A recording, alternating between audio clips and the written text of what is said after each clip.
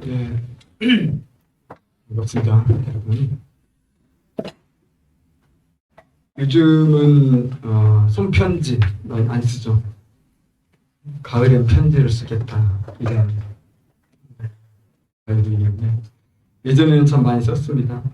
편지를 쓰면은 봉투를 열고 편지지를 접어서 집어넣고 집어넣은 후에는 봉투를 봉하게 되죠. 그래서 편지 봉투를 열고 닫는 그 위치가 동일하잖아요. 뭐 대부분 봉투들이 다 그렇습니다. 이런 방식을 이 문학에서 사용을 하면 이것을 뭐라고 얘기하냐면 인클루지오 구조라고 합니다. 열고 닫는데 그 열고 닫을 때 똑같은 단어나 똑같은 문장 또 비슷한 문장 이런 걸 반복해서 이제 이 저자가 자기가 하고 싶은 말을 강조하는 거죠. 그래서 이 인클루지오 구조는 이제 성경에도 종종 등장합니다. 마태복음을 쓴 저자 마태도 그런 식으로 오늘 본문을 쓴 것을 우리가 볼 수 있거든요. 우리가 읽은 본문은 처음 문장과 나중 문장에서 같은 주제를 반복하고 있는 내용 그 안에 있습니다. 이제 예수님의 제자들이 이제 질문을 해가지고 예수님의 종말론 강의가 시작됐잖아요. 첫 번째는 언제 예루살렘이 멸망합니까? 성전이 언제 무너집니까? 두 번째는 예수님 재림하시고 세상 끝이 올 때 어떤 징조가 있습니까? 두 번째 질문에 대한 답이 이제 36절부터 시작이 되고 25장 전체에 이루어지게 되는데 특별히 36절부터 시작된 이 때와 시각에 대한 이 주제가 어디까지 계속됩니까? 25장 13절까지 계속되는 거예요. 그래서 그걸 알 수 있는 이유는 36절에 그날과 그때는 아무도 모른다 그랬죠. 25장 13절에 똑같은 말이 나와요. 그날과 그때는 알지 못한다. 결국 이것이 하나의 어떤 그 주제로 묶여져 있다. 우리가 알 수 있고 지금 주님이 무슨 말 하고 싶어 하는가 이것이 확 와닿죠. 이제 이 중간에 때와 관련 없는 이런 내용들이 있는 거 아니야? 이렇게 느낄 수도 있지만 사실은 이게 모두 다 때와 관련된다는 것을 이 인클루지오 구조를 통해서 우리가 확인을 하게 되는 거죠. 성경 이해할 때 이제 그런 어떤 관점 우리가 가지면 많이 도움이 되겠고 보통 우리는 장이 바뀌면 주제도 바뀐다 생각하잖아요. 24장, 25장 딱 바뀌었을 때 뭔가 좀 다른 얘기겠네? 그렇지 않을 수도 있다는 거고요. 사실 장과 절은 한 1300년경에 그때 새로 추가된 거고 그 이전에 성경에는 장과 절이 없어요. 이제 사람들이 잘 읽으라고 이해하기 쉽게 읽으라고 장과 절을 이제 만든 것일 뿐인데 우리는 근데 이제 너무 익숙해가지고 장 바뀌면 주제도 바뀐다 이렇게 이해하기 쉽고요. 그런 생각만 하고 있으면 본문 이해하는 데 좀 어려움이 있습니다. 그래서 이 마태복음 24장 36절부터 44절까지는 어떤 이야기입니까?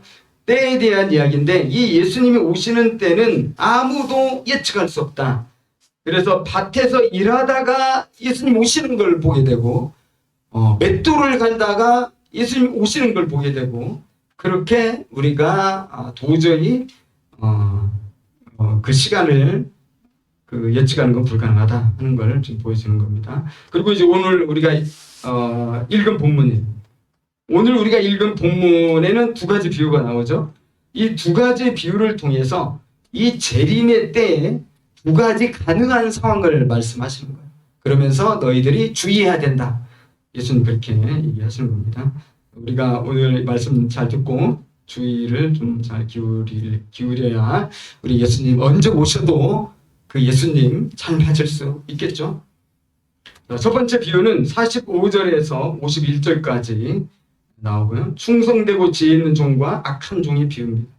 이 비유의 핵심은 주인이 종들에게 그 집 사람들을 맡아서 때를 따라 양식을 주라 이런 책임을 맡겼는데 이 종들이 맡은 종들이 사명을 받은 종들이 책임을 갖게 된 종들이 각각 다른 반응을 보였다는 겁니다.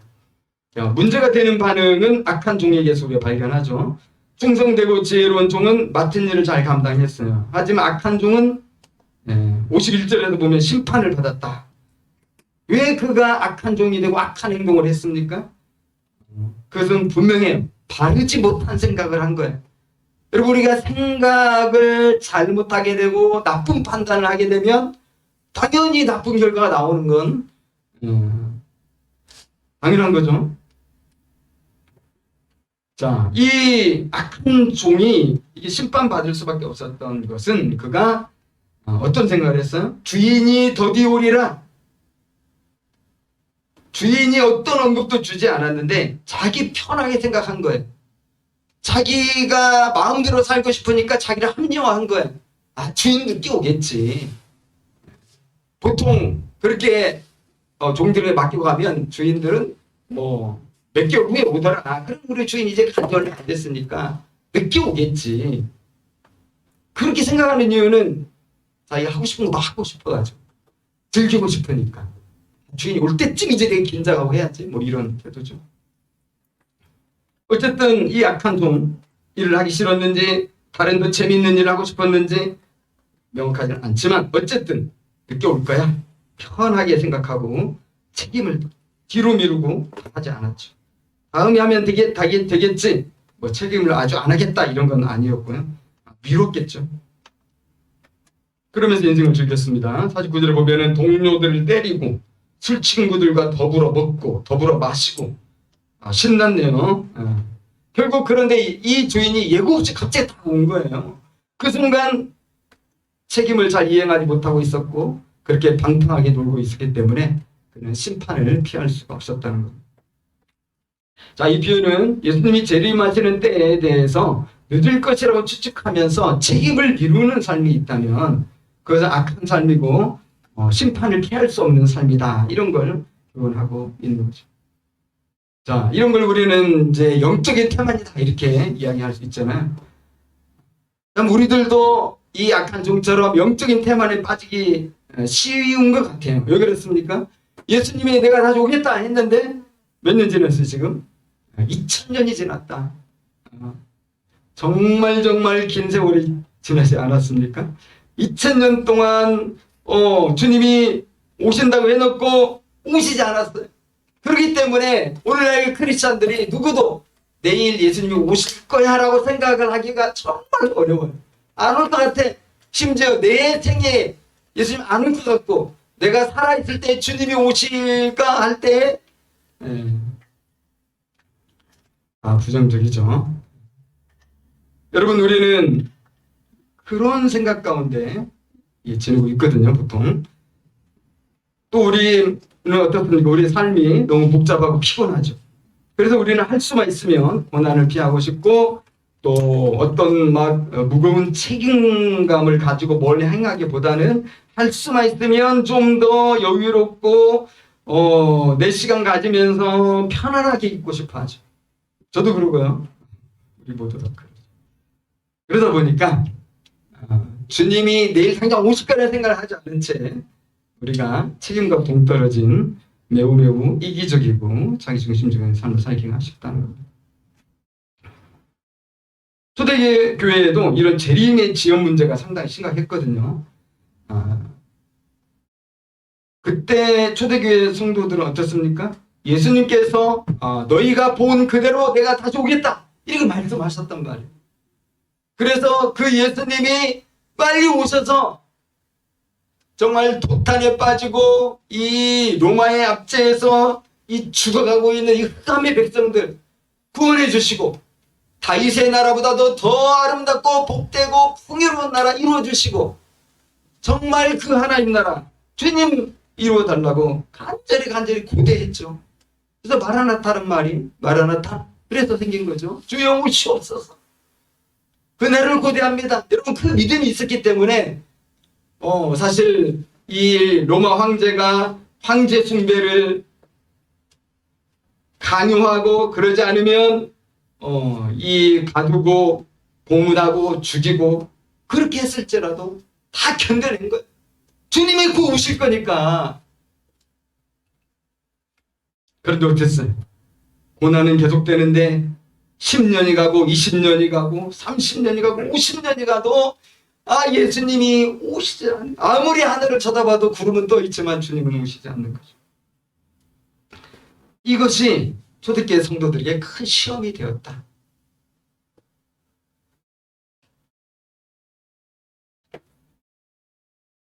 그 틈을 타서 이제 거짓 선생들이 나타나는 거죠. 그러면서 예수님을 너무나 기다리는 그들에게, 여러분, 예수님이 오셨습니다. 예수님이 재림하셨습니다. 저 광야로 가보시기 바랍니다. 선지자가 계시는데 바로 예수님입니다. 얘기하는 거죠. 또 다른 주장은 예수님이 안 오신다고 또 주장하기도 합니다. 그러니까 우리가 그렇게 긴장되어서 그날을 기다리며 이렇게 고통스럽게 살 필요 없다. 미혹하는 거죠. 베드로는 그 문제를 다루면서 예수님이 반드시 오시니까 깨어 살아야 된다고 그 당시 성도들 설득했는데, 그게 이제 베드로후서에 보면 잘 나와 있죠. 베드로후서 3장 3, 4절. 먼저 이것을 알지니 말세에 조롱하는 자들이 와서 자기의 정욕을 따라 행하며 조롱하여 이르되 주께서 강림하신다는 약속이 어디 있느냐? 조상들이 잔으로부터 만물이 처음 창조될 때와 같이 그냥 있다. 모든 것이 다 변함이 없고 천지 만물이 그대로 다 있는데 뭐 예수가 와서 막 세상을 심판하고 새로운 세상이 열린다고? 말이 안 된다는 겁니다. 이에 대해서 베드로는 예수님이 도적같이 오실 것이기 때문에 성도들은 어떤 주장에도 현혹되지 말고 크리스찬으로서 마땅히 깨어있는 삶을 살고, 또 주님이 다시 오신다고 하셨기 때문에 그거 정말 사모해야 된다. 그 하나님 나라를 앙망하라. 그리고 바르게 살아라. 11절 12절. 너희가 어떠한 사람이 되어야 마땅하냐? 거룩한 행실과 경건함으로 하나님의 나라에 임하기를 바라보고 간절히 사모하라. 여러분, 무엇을 사모하고 계십니까? 그날이 올 것을 바라보면서 앙망하면서 사모하고, 그 주님 오실 그날을 사모하면서 지금 내 생활을 거룩한 행실과 경건함으로 유지하라는 것. 여러분, 만약 예수님이 늦게 오실 것이라고 우리가 생각한다면 우리 신앙에 뭐가 사라집니까? 긴장감이 사라지겠죠. 긴장감이 사라지면 어떻습니까? 마음이 편안해지고요, 느긋해집니다. 그런데 그런 느긋함이 사실 우리의 욕망을 쫓게 만들어요. 이 느슨함이 죄를 짓는 요인이 될 때가 많다는 겁니다. 다윗의 예만 보도 그렇죠? 다윗이 이제 통일왕국의 왕이 되고 그의 초창기에는 엄청나게 많은 전쟁을 했습니다. 그는 정말 본인이 직접 전쟁터에 갔고 완전히 각성되어서 하나님의 나라를 이루려고 정말 목숨 걸고 동역자들과 함께 싸움을 싸웠거든요. 근데 하나님의 은혜로 모든 전쟁마다 승승장구하게 되고 나라가 확장되고 또 본인의 왕권도 안정이 되고, 그러면서 이제 세월이 흐르니까 긴장이 쫙 풀리는 거 아니겠어요? 느긋한 마음으로 어느 날 지붕을 걷다가 몸을 씻고 있는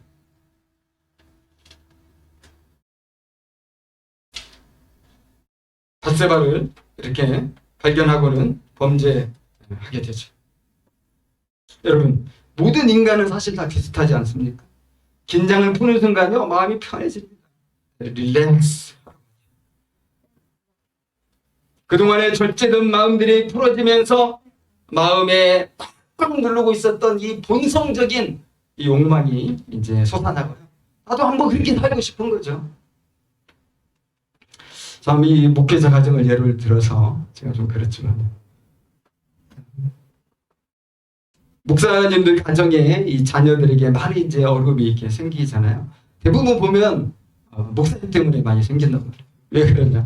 목사님들이 이 주일 하루 섬기기 위해서 이제 주중에 엄청 긴장된 가운데 있잖아요. 특별히 주말도 없이 금요일, 토요일 정말 말씀 준비하고 또 이렇게 그 예배를 준비하면서 보내다가 일요일 날 다 쏟아붓고 이제 완전히 번아웃 돼가지고 집에 돌아가면은 긴장이 싹 풀어진다는 거죠. 긴장이 다 풀어지고 제3 월요일, 그것이 화요일까지 가는데 이제 막 긴장이 싹 풀어지니까 막 하고 싶은 대로 하는 거예요, 집에서.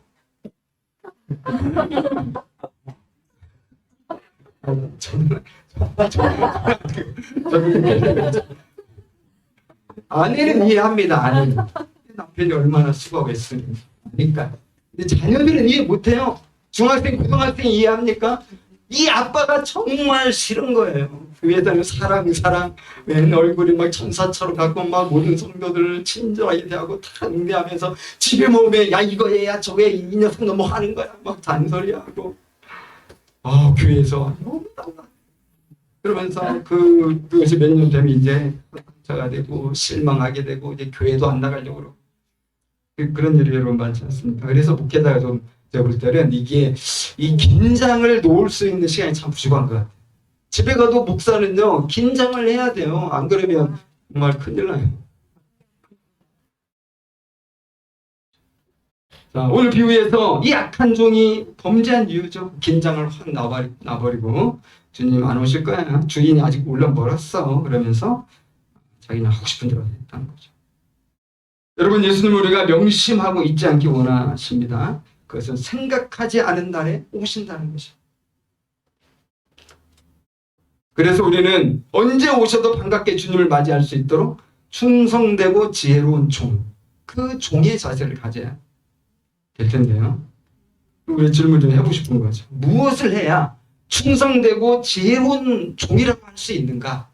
충성되고 지혜로운 종은 어떻게 사는 것인가? 하는 겁니다. 근데 오늘 이제 주님 말씀 보면 이 충성되고 지혜로운 종이 무엇인가 특별하게 했다 이런 것들이 사실 나오지를 않아요. 그저 자기에게 맡겨진 일을 책임있게 감당했다 이게 전부죠. 이 종이 잠을 안 잔 것도 아니고 먹거나 마시지 않은 것도 아니고 뭐 결혼도 미뤘다 이런 것도 아니고 세상 일과 놀이를 끄는 것도 아니고 포도주도 종도 마셨겠죠. 어쨌든 여러분 그런 암시는 어디에도 나오지 않죠. 그래서 중요한 것은 뭐냐면 이 주인이 명한 그 이 할 일을 이 종이 책임있게 감당하면서 살았다는 겁니다. 여러분 그 할 일이 뭡니까? 그 할 일은 주인이 맡긴 사람들 그들을 맡아서 그들에게 때를 따라서 양식을 나누어 주는 겁니다. 이 사람들은 아마 그 집에서 일하는 많은 종들이 되겠죠. 여러분 여기서 집이 의미하는 바가 있어요. 그것은 하나님이 창조하신 우주거든요. 하나님이 창조하신 세계가 하나님의 집입니다. 그 집에 많은 사람들은 그곳에 있는 모든 사람들이죠. 그러면 여기 일을 맡긴 이 종은 누굽니까? 청직이고 믿는 사람들이죠. 그 주님의 종이 할 일은 하나님이 창조하신 이 세상에서 이 사람들을 섬기며 돕는 것이 우리 주님을 믿는 사람, 우리 크리스천들이 할 일.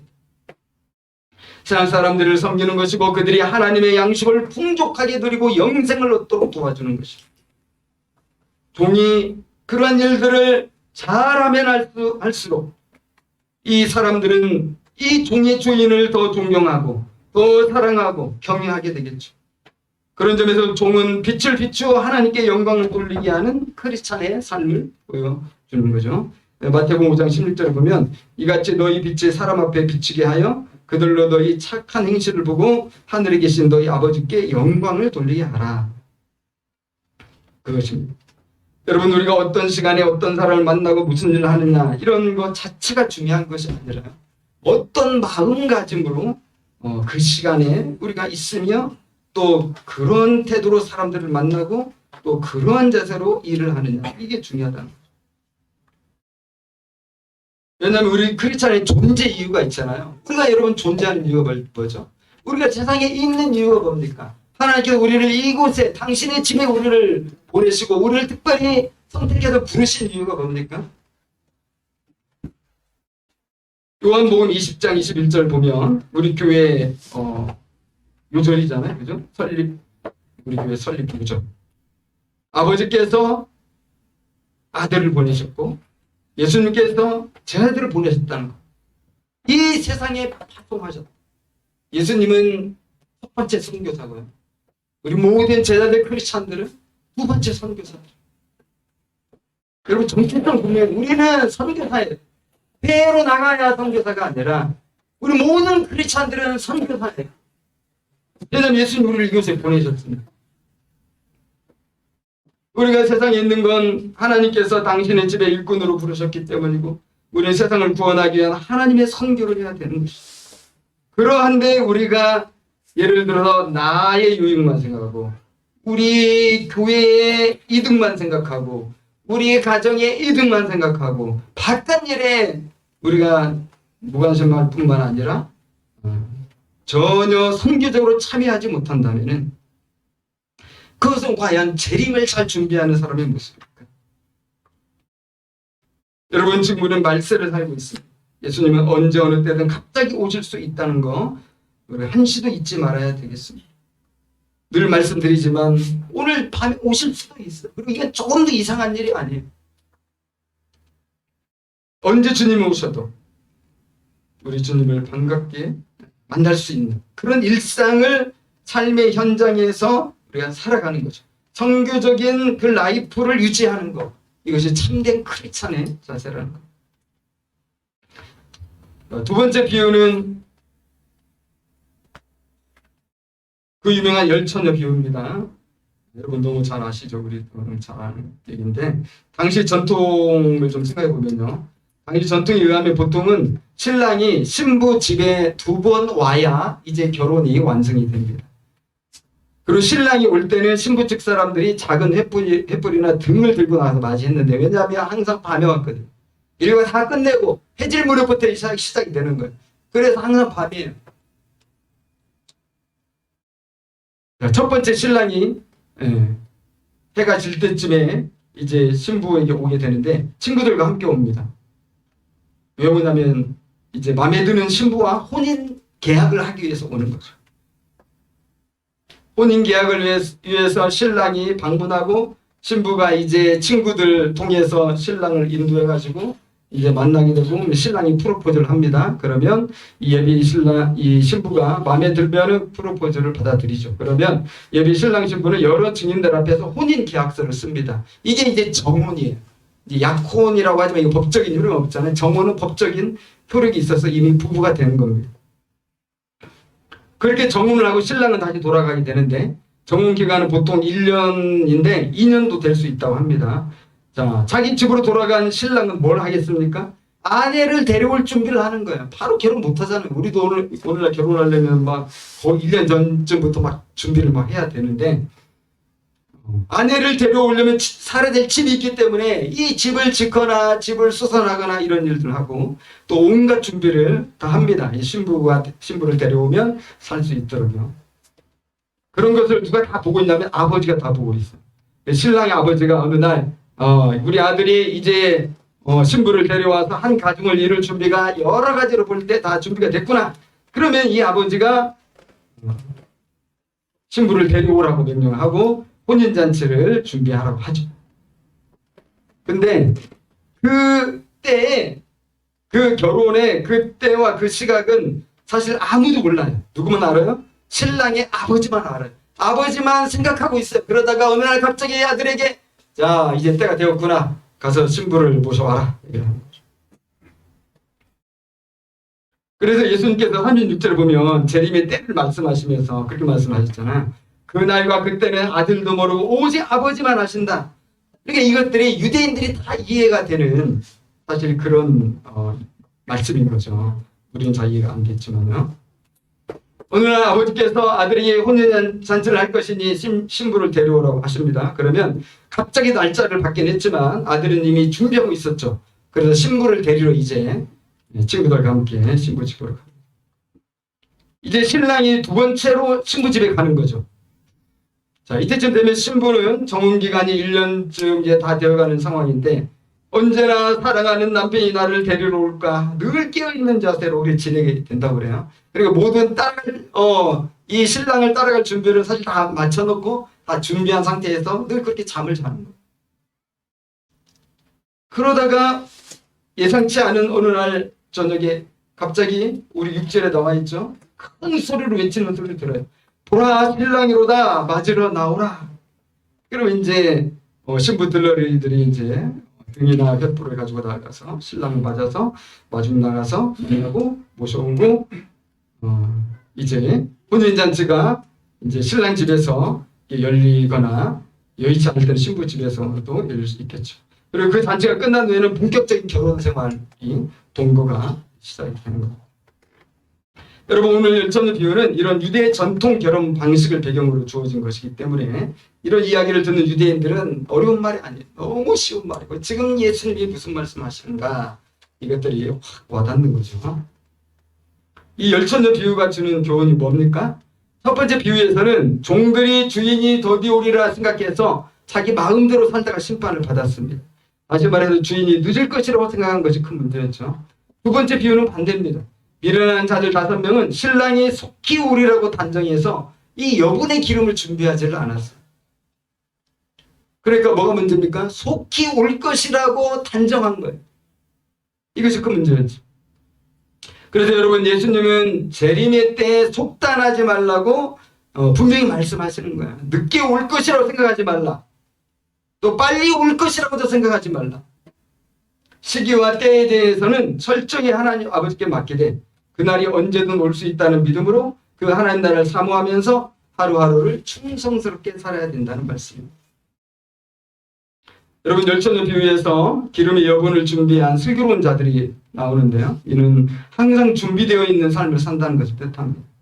즉, 앞의 비유에서도 발견되죠. 바로 충성되고 지혜로운 종이 되어서 깨어있는 삶을 산다는 것과 같죠. 여러분, 우리는 예수님이 언제 오셔도 항상 기쁘게 맞을 수 있는 삶을 살고 있어야 된다. 이것이 이 재림을 사모하고 기다리는 사람의 온전한 태도죠. 여러분, 우리는 요즘 그렇게 살고 있습니까? 예수님이 오늘이나 내일이나 갑자기 오신다고 할 때 우리는 그 예수님을 기쁘게 맞을 준비가 됐나요? 우리가 예배가 딱 끝나는 순간 예수님 오실 수도 있고. 11절에 보면요, 미련한 자들이 천국에 들어가지 못하는 이유가 나옵니다. 그들이 하소연했죠. 주여, 주여, 우리에게 이 문을 열어주소서. 이 천국 문을 열어주소서. 그런데 냉정하게 거절을 당했습니다. 여러분, 무슨 말입니까? 이들은 말로만 주여 주여 하면서 신랑 맞을 준비를 못했다는 것입니다. 기름을 준비하지 못한 그들은 신랑을 환영하지 못했기 때문에 신랑을 분노하게 했습니다. 그들은 신랑을 기다린다고 한 것 같았으나 사실은 그러지 않았다는 것입니다. 마치 바리새인과 서기관들처럼 입으로는 주여 주여 하면서 실제 삶으로는 신랑을 맞을 준비를 제대로 하지 않은 것입니다. 정말 중요한 건 우리의 일상이고요. 그 일상에서 아버지의 뜻을 섬기며 또 그 뜻을 따라서 우리가 순종하며 사는 것입니다. 굳이 톨스토이가 70여 세가 되어서 썼다는 인생에 있어서 가장 중요한 3가지 질문, 이런 걸 언급하지 않더라도요. 여러분, 우리에게 가장 중요한 시간은 언제입니까? 바로 지금 아닙니까? 지금 예배드리 이 시간이 여러분 가장 중요합니다. 이게 지금 여러분 딴 생각하면 안 돼요. 보세요. 이 시간이 가장 중요한 시간. 또 누가 가장 중요한 사람이에요? 옆에 계신 분 바라보세요. 지금 이 성도가 가장 중요한 사람. 가장 중요한 일은 뭐예요? 지금 함께 하고 있는 일이 가장 중요한 일이에요. 왜 그러죠? 주님이 이 시간 올 수 있기 때문에.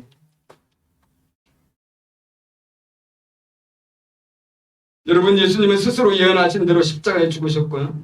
또 사흘 만에 부활하셨습니다. 그리고 승천하셨고요. 또 성령을 보내주겠다 약속하셨는데 오순절 날 성령이 다 오셨잖아요.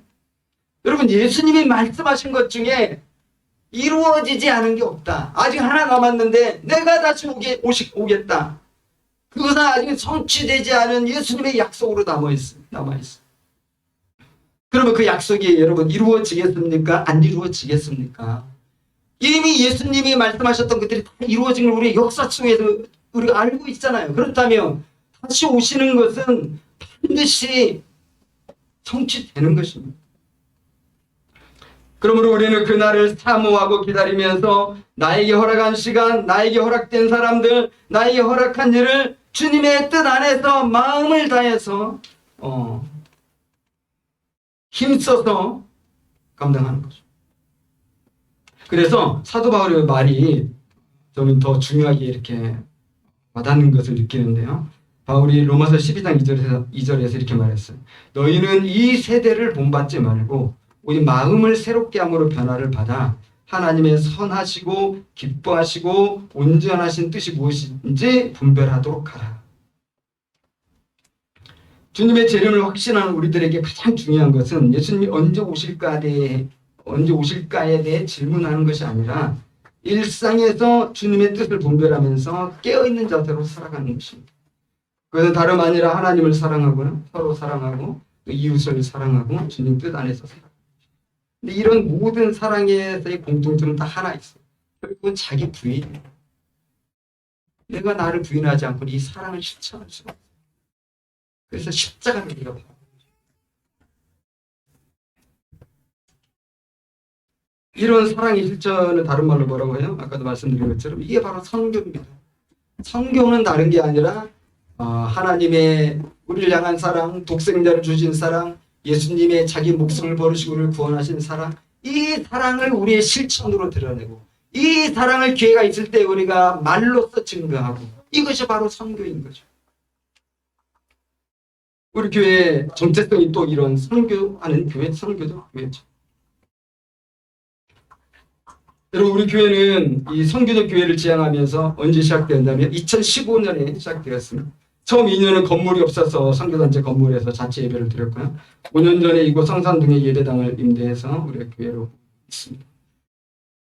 이제 지난 7년 이렇게 돌아볼 때 무엇보다도 참 감사한 일이 많다 이런 생각이 듭니다. 처음 시작할 때보다는 우리가 많은 사람들이 지금 동참하고 있고요. 또 우리 집사님들과 청년들의 헌신과 수고, 또 물질로서 힘있게 헌금하고 이런 것들을 통해서 우리가 이 건물을 임대하고 또 우리 재정을 유지하면서 여기까지 왔고요. 또 코로나 기간도 잘 헤쳐나왔다고 생각합니다. 또 성도들의 수고와 교회의 기도 속에서 우리가 참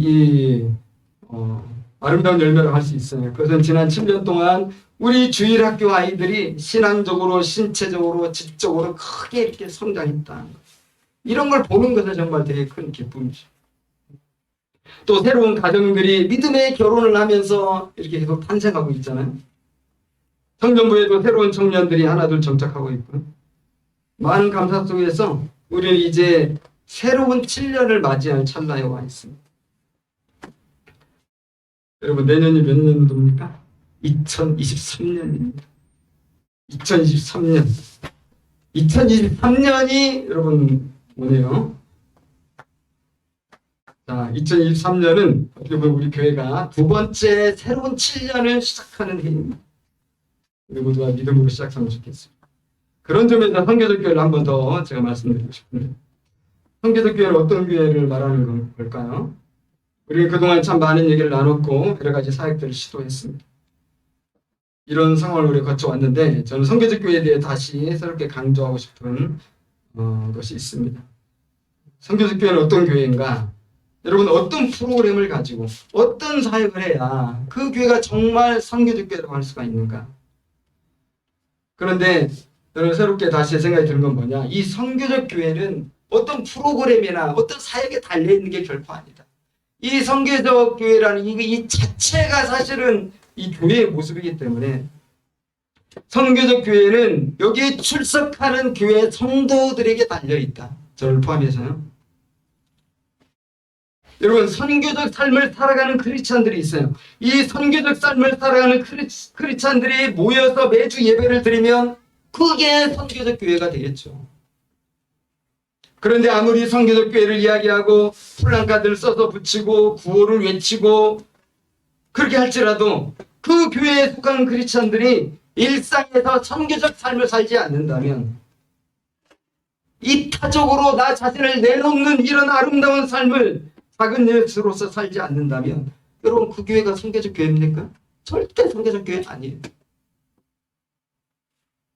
그렇습니다. 선교적 교회라고 하면서 별로 내세울 만한 것이 없을지라도 그 교회에 속한 크리스찬들이 가정과 직장과 일상에서 살아갈 때 세상의 빛이요 소금인 것을 기억하며 범사에 하나님의 뜻을 분별하고 선한 일을 실천해 나간다면 그것이 바로 선교 인생을 살아가는 거고요. 그리고 그들이 한 곳에 모여서 하나님을 예배하면 그 교회는 틀림없이 선교적 교회인 것입니다. 이때 교회는 성도 한 사람 한 사람이 하나님 말씀과 성경적 바른 가치관으로 무장해서 바르게 서도록 가르치고 또 성령 충만한 상태로 세상에 나가도록 선교 제자 훈련으로 양육을 합니다. 그리고 매주마다 교회에서 파송받은 크리스찬들은 일상에서 직장에서 가정에서 세상에서 말과 행함으로 선교를 하죠. 이것이 바로 진정한 선교적 교회의 모습이라는 거예요. 그러니까 우리 성도들은 매주 파송을 받아야 돼요. 축도하고 우리가 이제 이 자리를 떠날 때 우리는 지금 선교사 마인드를 회복하고 선교지 현장으로 파송의 노래 우리가 있어요. 우리가 선교적 교회로 성장하기 위해서 기도가 참 중요한데 요즘 WSP에 우리가 온라인 오프라인도 이렇게 함께 하면서 여러분들이 이렇게 동참하고 있는데 아주 큰 힘이 되고 있습니다. 요즘 나오시는 분들 배신하지 말고 계속 나오시기 바랍니다. 아니 너무 좋더라고요. 이 넓은 데서 이렇게 같이 기도하니까 소리쳐 기도하니까 바로 기도하는 것 같아요. 기도하면서 요즘 교회 새로운 7년을 어떻게 준비해야 되나 이런 기도도 이렇게 드리고 그러는데 이 성령님께서 저에게 주시는 이런 깨달음이 있었어요. 그래서 먼저 누구보다도 이 목사인 제가 먼저 내가 선교하는 개인이 되어야 되겠다. 선교하는 크리스찬이 되어야 되겠다 하는 거죠. 성령께서 저에게 주신 첫 번째 깨달음은 선교적 교회의 기본은 이 복음 전도라고 세상 깨우쳐 주셨습니다. 삶의 전도와 함께 말의 전도가 필요하다고 하셨고 저는 그게 동의하면서 그동안 이 핑계 저 핑계 이렇게 합리화 저렇게 합리화하면서 전도하지 않은 죄를 회개했습니다. 존 스튜어트가 그런 책 썼잖아요. 전도하지 않는 죄. 아 그게 내 죄였구나. 그 죄를 제가 이렇게 하면서 이제 자주 시간을 정해서 이 지역을 다니면서 전도를 하려고 합니다. 시중에서 파는 식상한 전도지 뭐 그런 게 아니라 디자인은 어떨지 모르겠지만 이 내용을 좀 잘 만들어서 우리 교회를 잘 나타내고 또 주님의 이 사랑을 잘 드러내는 그런 내용을 담아서 이 시대에 맞는 내용으로 전도를 하려고 합니다. 또 한 가지 하나님 깨닫게 하신 것은 이 믿지 않는 성산동 지역 주민들이 너무 많잖아요. 뭐 80, 90%가 될 텐데 그런 사람들과 네가 어울려야 되지 않겠냐 이런 깨달음을 주셨어. 그런 교회들이 과연 이 동네에 있을까? 그랬는데 제가 며칠 전에 길을 걸어가다 한 플랜카드를 보았어. 그 눈에 확 띄었습니다. 마포구청장배 축구대. 이 성산동에 축구 동아리가 있는데 이 성산동 축구에서 우승을 했다는 거예요. 그리고 총무 핸드폰 번호가 다 있어요. 제가 총무님 안녕하십니까. 성산동에 사는 이러면서 또 참여할 수 있을까요? 그래서 뭐 유니폼도 주겠다, 뭐 또 하겠다, 뭐 3만 원만 내라. 그곳에 참여하면 이 성산동에 안 믿는 사람들은 참 많이 만날 수 있겠다. 그런 생각 들었고. 저는 근데 일요일은 바쁩니다. 그러니까 다른 날 하는 시간 없습니까? 일요일 날 아침에 모여서 한대. 그러면서 우리 모임에요. 그 교인들도 좀 나오고요. 그분들은 10시까지 운동하고 교회 가신다고. 목사로 밝히기는 그래서 밝히지 않고 토요일 날 모임을 없냐고 물어봤더니 또 토요일도 있다고 그러더라고요. 되게 활성화되어 있는 것 같아요. 여러분 제가 축구할 때 혹시 주님 오실 수 있잖아요.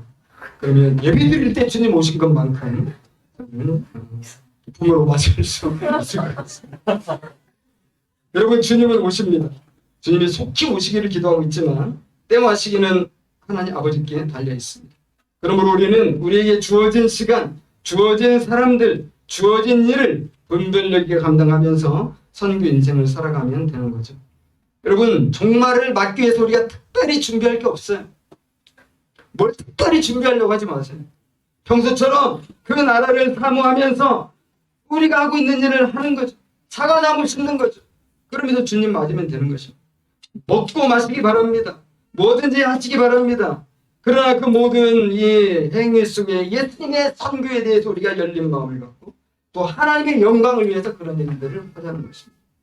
그렇게 될 때 우리의 삶이 선교의 인생이 되고 뭐 이것은 선교고 저것은 아니고 이게 아니라 우리 삶 자체가 선교의 인생이 되고 그런 우리가 모여있는 교회는 선교적 교회가 되는 것이고 주님은 그런 교회를 통해서 이 말세에 주님이 하시고 싶은 일들을 하시게 될 거라고 저는 생각합니다. 그런 믿음으로 2023년 향해서 다시 한번 우리 마음을 다지고 나갑니다. 함께 기도하겠습니다. 오늘 재림을 사모하는 크리스찬은 어떤